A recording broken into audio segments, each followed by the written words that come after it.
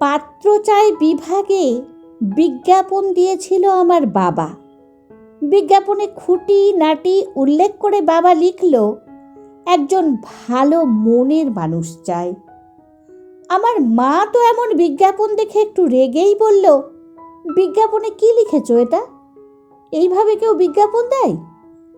মেয়ের সমস্ত তথ্য জানালে অথচ কেমন ছেলে আমার মেয়ের জন্য প্রয়োজন সেটা উল্লেখ না করে এমনি লিখে দিলে একজন ভালো মনের মানুষ চাই। এটা দেখে মানুষ কি বুঝবে? এই তো নাম্বারও দিয়ে রেখেছ, দেখো আবার যে সে ফোন করে না বসে। আরে এত ঘাবড়াচ্ছ কেন? দেখোই না কে আমাদের সাথে যোগাযোগ করতে চাই। আমি এমনি এমনি ঘাবড়াচ্ছি না, এটা একটা বিয়ের ব্যাপার। যেখানে দরকার ছিল ভালো সরকারি চাকরি, প্রতিষ্ঠিত কোনো ব্যবসায়ী ছেলে, এটা উল্লেখ করে দেওয়া দরকার ছিল।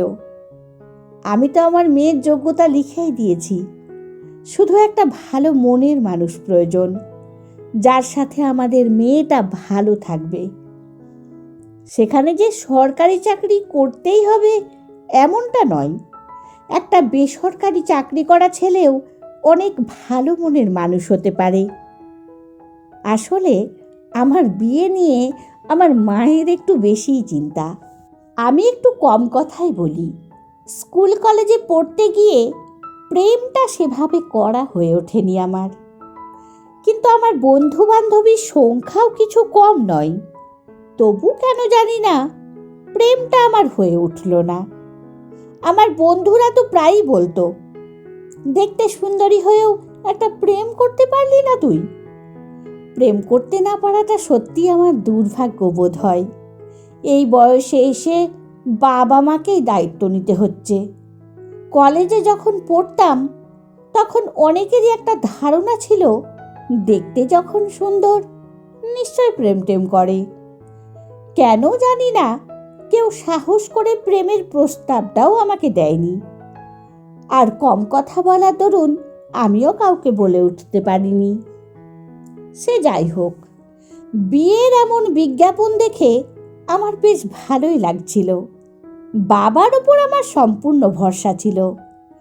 বাবা খুব বিচক্ষণ মানুষ এবং দূরদৃষ্টি সম্পন্ন, তাই ভুল কিছু করতেই পারেন না তিনি। সে বিশ্বাস বাবার প্রতি আমার ছিলই। বিজ্ঞাপন দেওয়ার পর থেকে প্রায় 20 দিন কেটে গেছে, তখনও পর্যন্ত কেউ যোগাযোগ করেনি। আমার মা তো সব সময় বাবাকে বলেই চলেছে, কই তোমার বিজ্ঞাপন দেখে তো কেউ ফোন করলো না। বিজ্ঞাপনের যা ছিরি, এইভাবে কেউ বিজ্ঞাপন দেয় না, বুঝলে? বাবা একটু হেসে রসিকতা করেই বলে উঠল, কেন, আমি কি বিজ্ঞাপনে বিরাট কিছু দাবি করে ফেলেছি নাকি যে কেউ যোগাযোগ করতে পারবে না?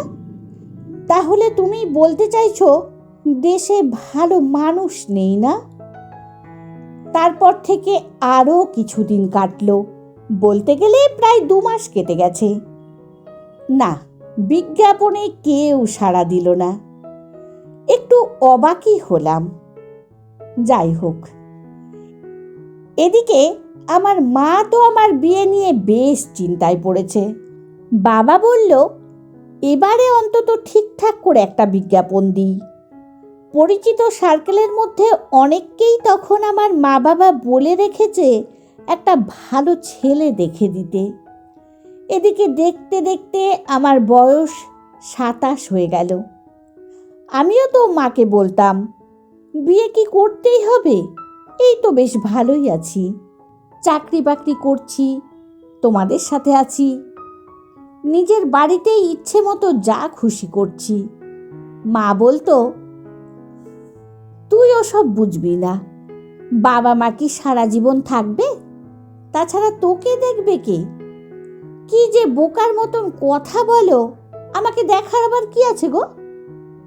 সে যতই তুই চাকরি বাকরি কর, মেয়েদের একটা নিজের ঘর লাগে, সংসার লাগে। জীবনটা তো আর একা একা কাটানো যায় না, একজন জীবন সঙ্গীর বড় প্রয়োজন।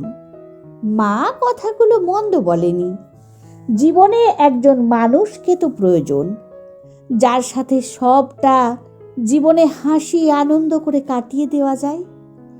তবে বিয়ে ব্যাপারটা কপাল। কথায় বলে, জন্ম মৃত্যু বিয়ে, তিন বিধাতা নিয়ে। যাই হোক, একদিন সন্ধেবেলায় নিজেরাই সবাই মিলে বসে গল্প করছিলাম। একটা ট্যুর প্ল্যান চলছে আর কি। হঠাৎ আমার বাবার বুক পকেটে মোবাইলটা বেজে উঠল। আমাদের বিজ্ঞাপন দেখে এক ভদ্রমহিলা ফোন করেছেন। ফোন করে বাবাকে বললেন, আপনার বিজ্ঞাপনটা দেখলাম, আমিও ছেলের বিয়ে দিতে চাই। আমারও একটি মাত্র ছেলে, ছেলে চাকরি করে। আপনি চাইলে তাহলে দেখাশোনা করা যেতে পারে। বাবা খানিকক্ষণ কথাবার্তা বলার পর বলল, নিশ্চয়, তাহলে একদিন আপনারা চলে আসুন, এসে মেয়েকে পছন্দ করে যান। ওদিক থেকে ভদ্রমহিলা উত্তর দিলেন, মেয়ে পছন্দ পরে হবে, তার আগে আপনারা আসুন মেয়েকে সঙ্গে নিয়ে। আপনার মেয়ে আগে আমার ছেলেকে, আমাদের ফ্যামিলিকে, যে বাড়িতে আপনার মেয়ে থাকবে সেই বাড়িটা অন্তত দেখে যাক। আপনি যেরকম ভালো মনের মানুষ চেয়েছেন, আমি আমার ছেলের জন্য ভালো মনের মানুষ খুঁজছি। তাই মেয়েকে দেখতে যাওয়ার দরকার পড়ে কি? আর আপনার মেয়ে যদি আমাদের বাড়িতে আসে, তাহলে তো ওখানেই মেয়েকেও দেখা হয়ে যাবে। ভদ্রমহিলার কথা শুনে বাবা যেন একটু ইতস্তত বোধ করছিল। সাধারণত বিয়ের ক্ষেত্রে পাত্রী পছন্দ ব্যাপারটাই তো আগে আসে। ওই ভদ্রমহিলা একটু উল্টো পুরাণে হাঁটলেন। বাবা কথাগুলো শোনার পর উনাকে বললেন, আমরা নিজেদের মধ্যে আলোচনা করে আপনাকে জানাচ্ছি। বাবার মুখ থেকে সব কিছু শোনার পর আমি বাবাকে বললাম, উনি ঠিক বলেছেন, আমি ওনার প্রস্তাবে রাজি, আমি যাব ওনার বাড়ি। মা শুনে বলল, কিন্তু মেয়ে হয়ে আগে ছেলেকে দেখতে যাওয়াটা কেমন লাগে না? কেমন লাগবে কেন? বিয়ের পর তো আমাকে থাকতে হবে ওখানে, তো নিজের মতো করে সব কিছু দেখে নেওয়াটা ভালো না? অবশেষে আমরা পৌঁছে গেলাম পাত্রের বাড়িতে।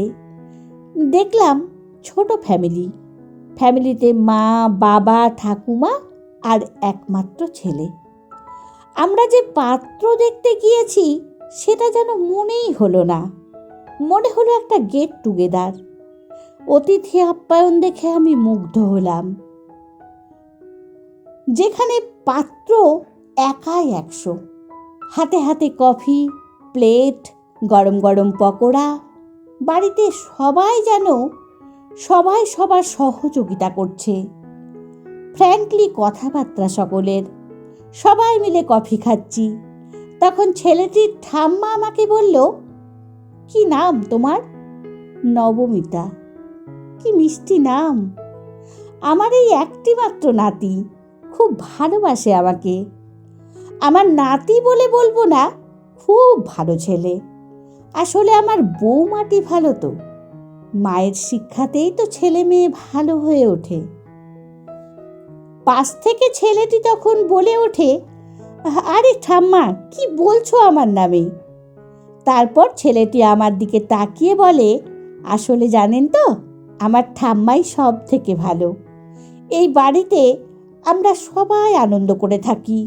এই বাড়িতে মা ঠাম্মা খুব ভালো বন্ধু। আমি শুনে বলি, ঠাম্মা আপনাকে ভালোবাসেন তাই উনি এগুলো বলছেন। ঠাম্মা নাতির এই সম্পর্ক দেখে বেশ ভালো লাগলো। আর যে বাড়িতে শাশুড়ি বৌমার প্রশংসা করে, শাশুড়ি বৌমার সম্পর্কটা ভালোই, সেটা বলার অপেক্ষা রাখে না।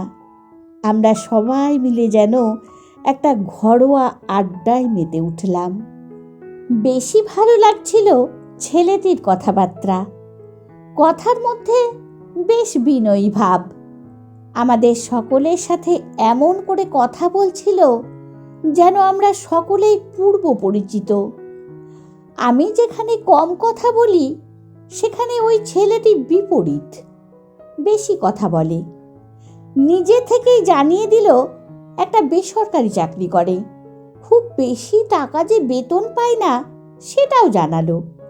সঙ্গে এটাও জানালো একজন ভালো মনের মানুষ খুঁজছি, যে আমার সাথে থাকবে, যে আমাকে বুঝবে, একজন ভালো বন্ধু হয়ে উঠবে। কথাগুলো আমার পছন্দ হলো বেশ। ছেলের বাবা মাকে ছেলের ব্যাপারে কোনো গুণগান করতে দেখলাম না, বরং আমার বাবা ছেলেটির বাবার সাথে কথা বলে ছেলেটির ব্যাপারে খুঁটি নাটি জিজ্ঞেস করে যাচ্ছে। কথাবার্তা মানে একটা ঘরোয়া পরিবেশে আড্ডা। আমার বাবা তো বলেই ফেলল, আপনাদের এই ব্যাপারটা দেখে বেশ ভালো লাগলো। মেয়েকে আগে না দেখে মেয়েকে আগেই দেখতে আসতে বললেন। এটা সত্যি দেখা যায় না আজকাল।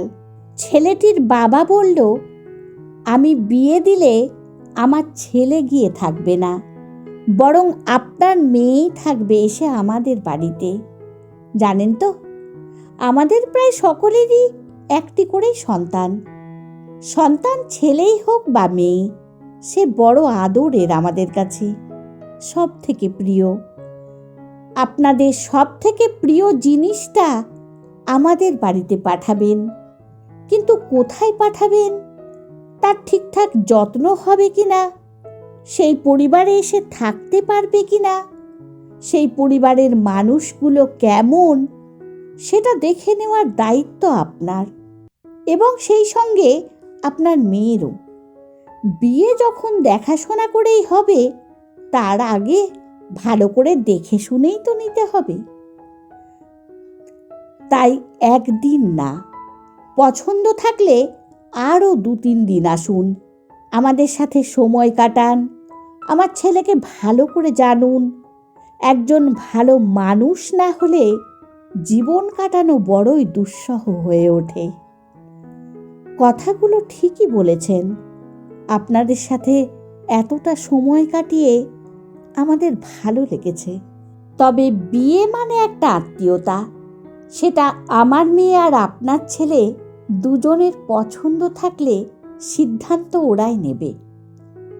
সমস্ত কথাবার্তা আলাদা করে লুকিয়ে আর কেউ কাউকে বলল না। সকলের সামনে থেকে সব কথাই হলো। বেশি ভালো লাগলো ছেলেটির একটি কথা শুনে। ছেলেটি নিজের থেকেই ফ্র্যাঙ্কলি জানালো, আপনাকে আমার মন্দ লাগেনি। যদি আমাকে আপনার পছন্দ হয়ে থাকে, তাহলে দ্বিতীয়বার আসার জন্য একটা গেট টুগেদার হতে পারে। সেদিন আপনি বেশি বলবেন, আমি শুনব। আজ তো আমিই বললাম বেশি।